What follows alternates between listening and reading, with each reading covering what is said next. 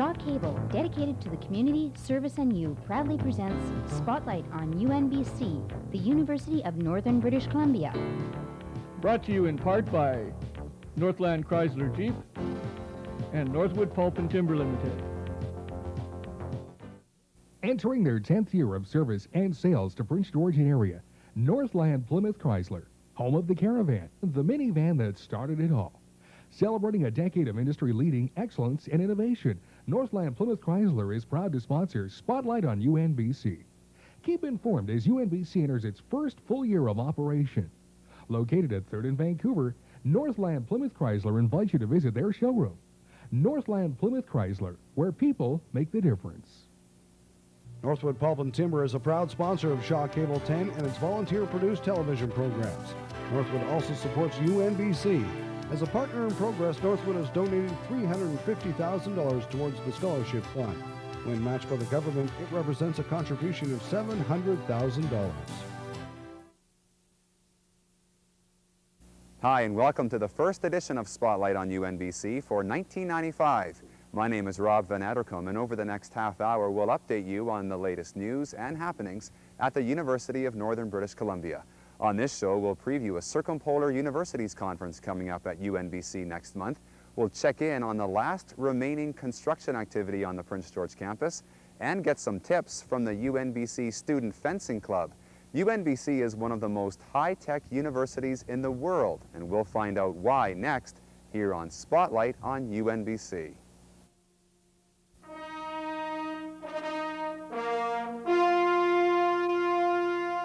Men and women from throughout this region believed in the idea of a University of the North. They worked hard and they succeeded. I can easily predict that these will be seen as the golden years of this university.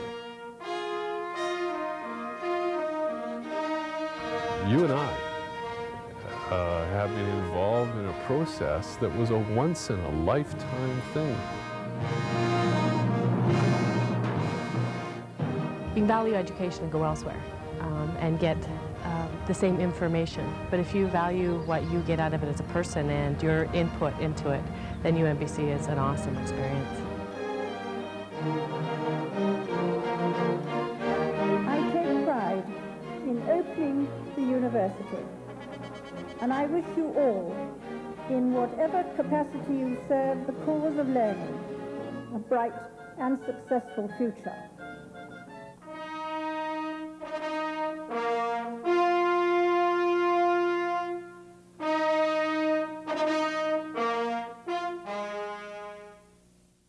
Being new has its pros and cons. On the negative side, it means UNBC does not yet have an established reputation. But UNBC does have the most cutting-edge technology in all of Canada. This is fiber optic cable, and UNBC is the only university in North America to have this stuff servicing every classroom and every lab. The most high-tech U in production, you bet. You have bragging rights on that. You can go down to another university in British Columbia with a close name to yours, and their forte is applied science. And they will tell you there's no other institution in Canada, and they probably leading in North America for their ability on engineering and their ability for technology. But they don't have it. They don't use it. And they definitely don't use it in the scope that UNBC is using it. Without question, you have bragging rights on that. BCTEL installed the Integrated Voice, Data, and Audio-Visual System, which runs on a network of 23 kilometers of fiber optic cable. The audio-visual component of the system was supplied by Indiana-based Dynacom. The heart of the Dynacom system is the head-end room in the library building.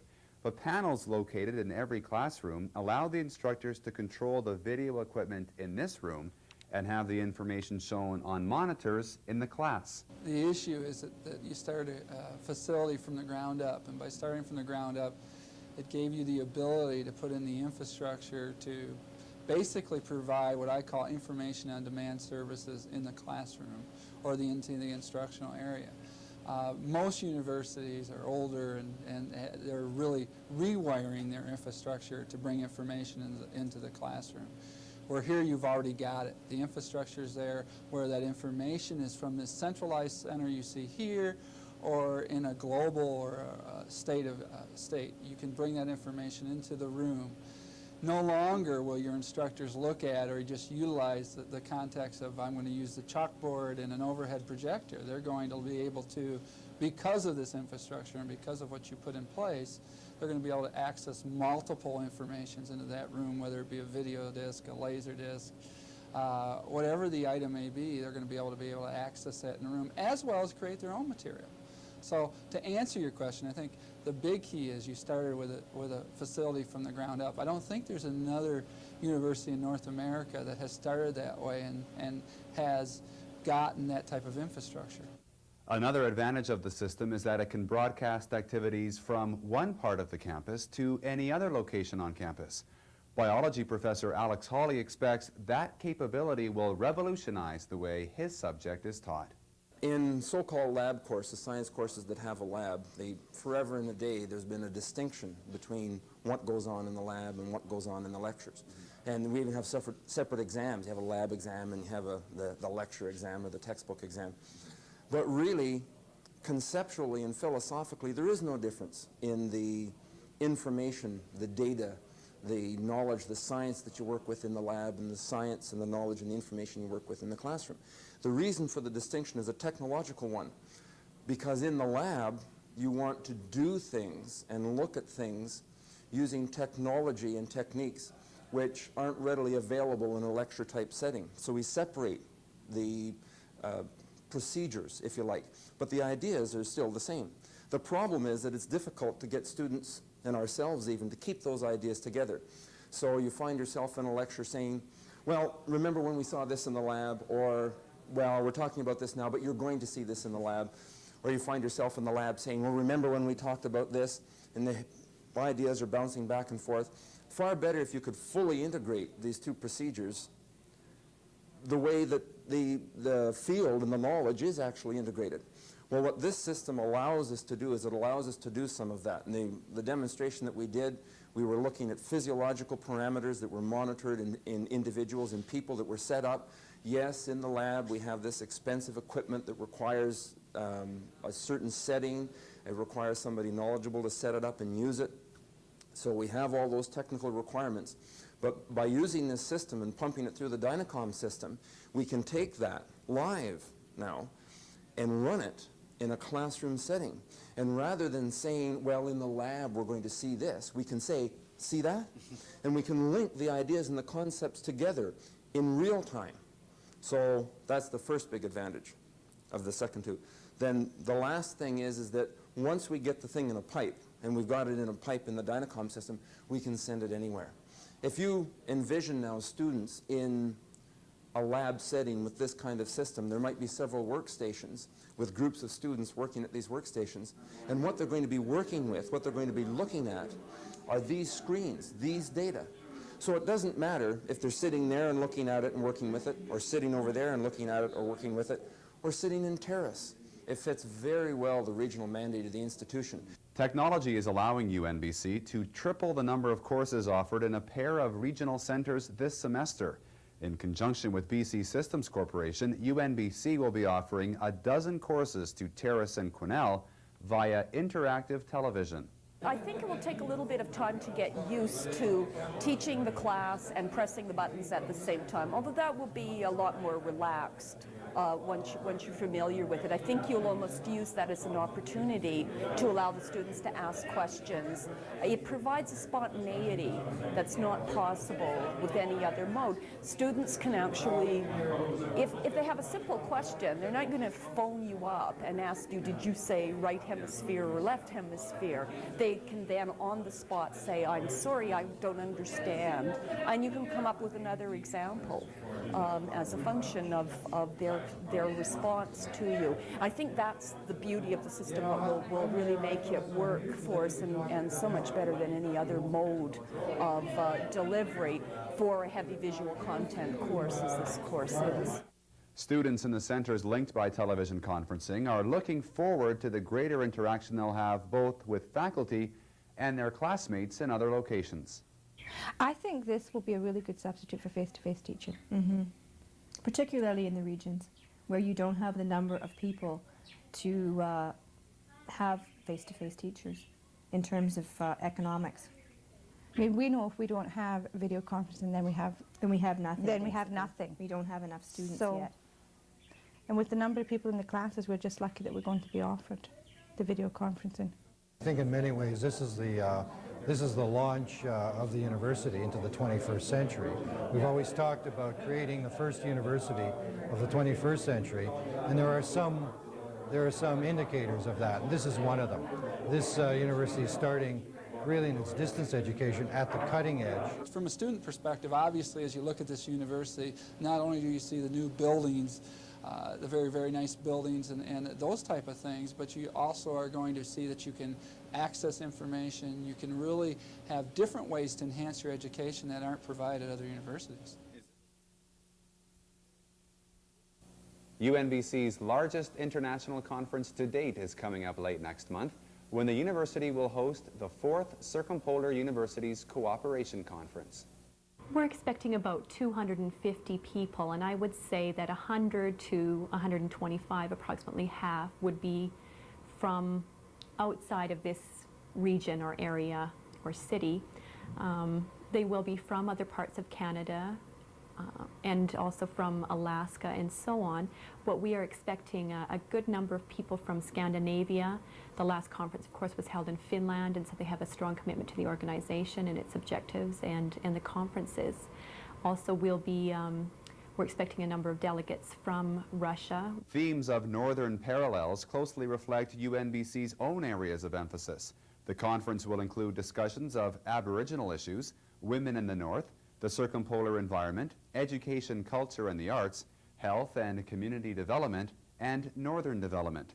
UNBC President Geoffrey Weller was at Lakehead when the Ontario University hosted the first Circumpolar Universities Conference in 1989.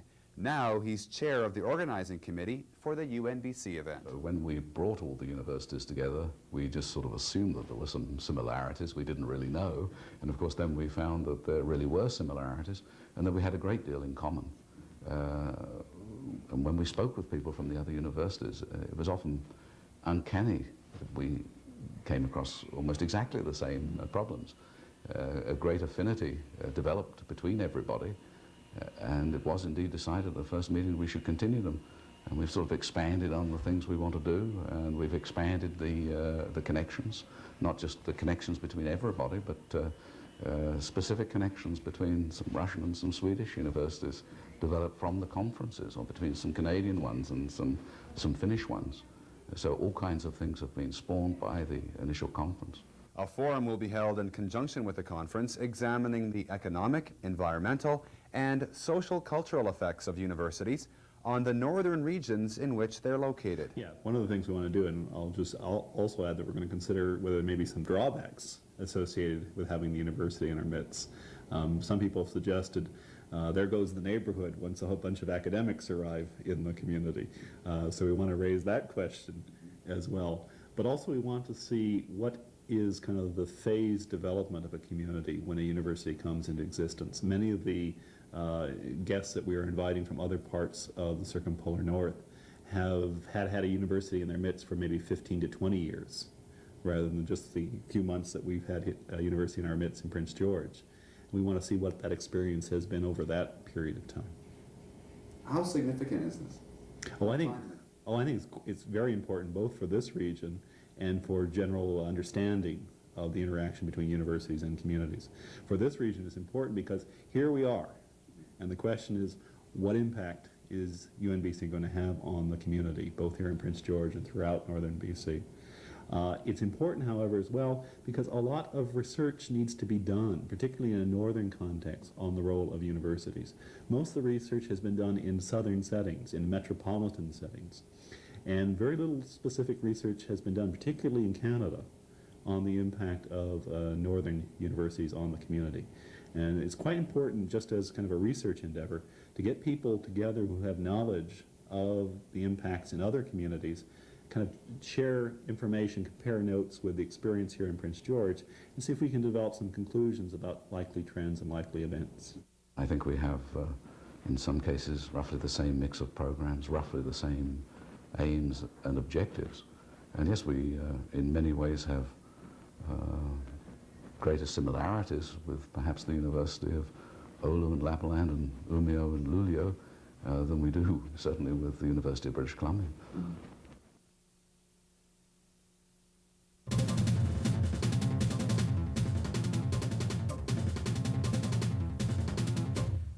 Although a big international conference is on the horizon, UNBC hosted 2 successful conferences in late 1994. Highlights now from a resources management symposium, which examined land use decision-making processes. The University of Northern BC is located and motivated to, I think, really be the leader in this province in natural resource and environmental management. We desperately need it. We're at a time of rapid change. The world is watching us critically, but there is a tremendous both competitive opportunity as well as, I think, international responsibility to do this right here. We've got the resources, we have the proud history, we have the energy resources at a reasonable cost, we've got skilled people and infrastructure, but we're on the brink of major change. And I think that the university leadership in demonstrating that environmental issues and resource management issues are one discipline, and combining these in this very important faculty that's being developed here will really be able to show a leadership role.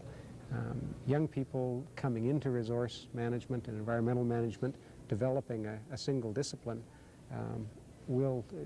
could literally be give a world leadership role to this university, as well as to, and most importantly, to secure the standard of living, the environmental splendor, the community stability that we've enjoyed historically here. Over 300 people attended the symposium, including representatives from the natural resource programs at other universities. 10 years ago, we had a traditional forestry and range program. And today, as a result of a merger with the former program on wildlife biology, and we have a strongly interdisciplinary program. All students are expected to take a common core of courses, and so that you can speak the language of different disciplines.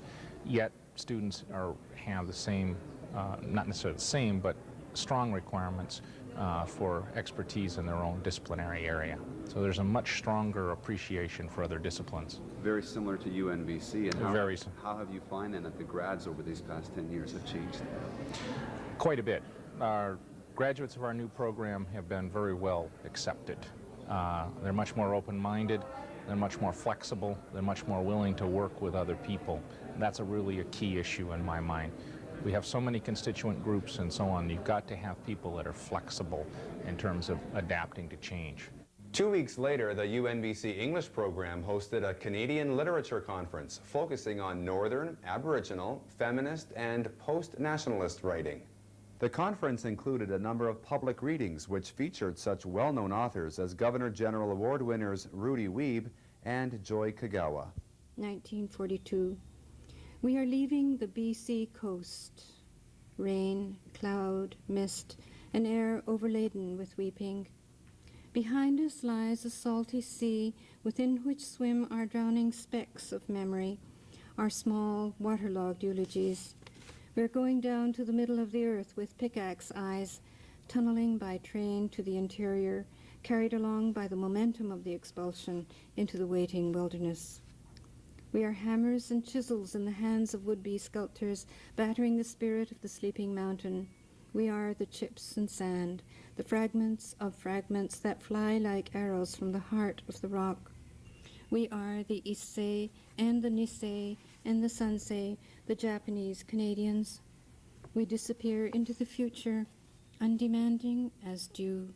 The number of on-campus student residence spaces may double by September. Tender documents were issued in December for a second student residence, virtually identical to the existing 274-bed residence, which has been full since September. If all goes according to plan, the contract will be awarded this month, with construction to begin as early as next month. Universities across the country held a memorial service on December 6th in honor of the 14 women killed on that day in 1989 when Marc Lapine went on a shooting spree at l'École Polytechnique in Montreal. Staff and students at UNBC joined with their colleagues at the service in the Northwood Winter Garden. For lots of people, this has become a touchstone event on the general issues of violence against women. But violence against women goes on, and it has a very long history. And so this allows us to take a moment out of the pre-Christmas rush, out of the exam preparation time, out of the final wrap-up of lectures, to sit back and think about those broader issues which affect society in general, but which also touch us on university campuses in really personal ways. And so it takes us a moment, gives us a moment rather, to really reflect on those kinds of ways that the university is situated within society as a whole. So what will it be? The UNBC Ravens, the Northern Bears, the UNBC Lumberjacks, or something completely different? UNBC is holding a contest this month, giving people across the North a chance to design UNBC's very first mascot. The mascot will be a lasting symbol of UNBC and will no doubt be seen competing against the Klansmen, Vikings, and Thunderbirds seen at those other BC universities. For most people, fencing is the wall around your property, which typically consists of white pickets. But not so for about 20 UNBC students. They're members of UNBC's Student Fencing Club and are learning the skills in a sport often overshadowed by the likes of hockey or basketball. Oh, and kids, don't try this at home. People, when they come to me, the big question is that, or the big comment is, I've never fenced before. I've always wanted to do it. I've seen it on TV, and I always thought what it would be like. And now they can't run away from it because it's here in their hands, and they got to do something with it. So it definitely is a new thing, and I think that's what attracts people. Are you ready? I'm ready. The main fencing moves that a beginner will learn in a fencing club would be simple on engagement of the blade, where I can feel blade contact here, would be something called a beat, where in essence I'm trying to beat the blade out of the way and attack. Okay? Okay? The other one is called a disengage, again where I feel some pressure. I just let the blade go the way. You see how the blade moves there? So again, it moves and I attack. Okay? Another variation of that is something called a coupe. Coupe means cut over. Okay? So again, I feel pressure, and all I do is I drop the blade so the blade moves all the way, go over top. Okay, again, one more time. Coupe. Okay. Variations of footwork can be added to this, and one of them is called a step forward extend lunge. It's basically, if I've got some distance, what I'll do is I'll extend, I'll step forward rapidly, and lunge. Step forward, extend, lunge. Another one is called a baluster, and it's designed to startle the opponent. And it basically is making a loud noise and jumping forward at the same time. Holding a video camera while allowing someone to demonstrate good swordsmanship is not something I recall seeing on my job description. But fencing is a lot of fun, and it's becoming popular with students who have formed a fencing club called the UNBC Free Blades, perhaps the largest, if not the only fencing club in all of northern BC. I learned to fence further north in Fort St. John, but the club is pretty small and actually, for the most part, non-existent. So to get something that was really big and active in a place like it's got a pile of raw material to teach fencing, this is a place to be. The fencing club is one of the few clubs that I was looking forward to having a good hand in, and hopefully when I'm in the alumni part of my life, I'll be able to look back and I'll see an active fencing club still running in UNBC and say, hey, I started that. Nearly 3 years of construction activity on the Prince George campus is coming to an end this month, as the last remaining building on campus, the Conference and Fitness Center, is now ready for use. Completion of this building marks the end of the most visible phase in the building of UNBC. And I wanted to tell you first of all why the job didn't get finished quite on time. We've got a phantom on site called Wally. And sometimes, well, we've had more than enough Wally days on site. And this is sort of a result of a Wally day right here. It's a computer. So every time we try and get to work, there's a tie wrap on something. We can't open the computer. and a dilemma. Can't get our coveralls on, can't get our jackets on because of the tie wraps. I've worked on lots of buildings, but it only became a university the day the students came here, and everything changed after that day. This building, these buildings came alive, and yeah, that's right. It's a great place, and I think it's going to be real good for Prince George. And I've had a big thank you to the friendliness of the students. You bet, and the people. Of Prince George. It's great. It's a big privilege for me to have worked here. I feel very honored to say that I've worked on most of the buildings here, and it's, I don't know, it's great. Denise Doherty has been on site since May and has been the only female construction worker on the Prince George campus site. It takes a little getting used to, but what they say about construction workers isn't true. I was so nervous, and they're great. These guys they'll help you out when they can, and most of them are 100% behind me being here anyway. They don't mind. You know, what they say about not wanting women on the job, they don't mind at all, I don't think, as long as you can do the work. If you can do the work, then they'll test you a little bit. But that's with any apprentice. You don't know whether they're testing you because you're an apprentice or whether they're testing you because you're a woman.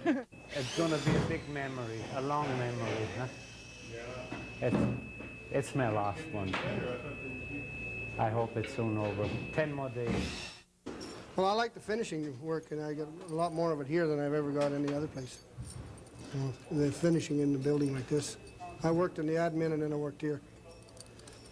And no, I don't know. I like it here. It's been fun. The conference center includes a fitness portion with a small gymnasium, an exercise room, and squash and racquetball courts. The conference facility includes the largest lecture hall on campus, the 350-seat Canfor Conference Theater. Construction began with saw turning in April 1992. Over the past 3 years or so, the Cranbrook Hill site has evolved into one of the most attractive university campuses anywhere in Canada. At times, there were over 400 workers on site, and they each played a role in building what has become a showpiece for northern BC. This is the pet of all projects. For most of the construction crew on this side. This is the job, for sure. This is the job, you go to the next job and you talk about this job. Absolutely. And time again, that'll happen with me. This has been a one-of-a-kind job. I came up from Richmond to work on this project. You're a local guy. June of last year. Now, he is. He's Yeah, here forever now. So. I was supposed to go home in August, and the building kind of went over a little bit, but I'm going to stay here. I like the people, I like the university. Hopefully there'll be another job for me somewhere else, and I'm going to probably come back and visit the university time and time again. It's been a great job and good project for me. Thank you for tuning in to this edition of Spotlight on UNBC. Tune in next month to find out more of what's happening at the University of Northern British Columbia.